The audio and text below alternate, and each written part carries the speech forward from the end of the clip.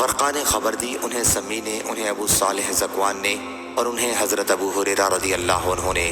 کہ صحابہ کرام رضی اللہ عنہم نے عرض کیا، یا رسول اللہ صلی اللہ علیہ وسلم،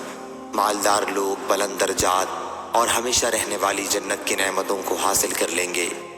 حضرت صلی اللہ علیہ وسلم نے فرمایا، یہ کیسے؟ صحابہ کرام رضی اللہ عنہم نے عرض کیا، جس طرح ہم نماز پڑھتے ہیں وہ بھی پڑھتے ہیں، اور جس طرح ہم جہاد کرتے ہیں وہ بھی جہاد کرتے ہیں،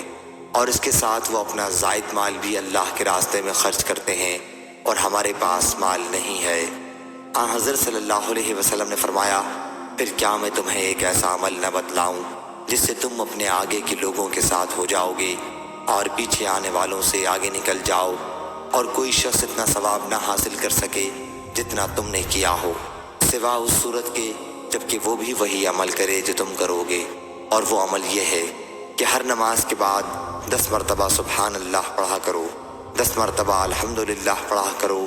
اور 10 مرتبہ اللہ اکبر پڑھا کرو۔ اس کی روایت عبید اللہ بن عمر نے سمی اور ابن مجلان نے بھی سمی اور رجا بن حیوہ سے کی،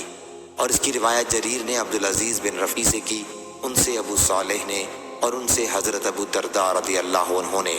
اور اس کی روایت سہیل نے اپنے والد سے کی، ان سے حضرت ابو ہریرہ رضی اللہ عنہ نے، اور ان سے نبی کریم صلی اللہ علیہ وسلم نے۔ صحیح بخاری حدیث نمبر 6329۔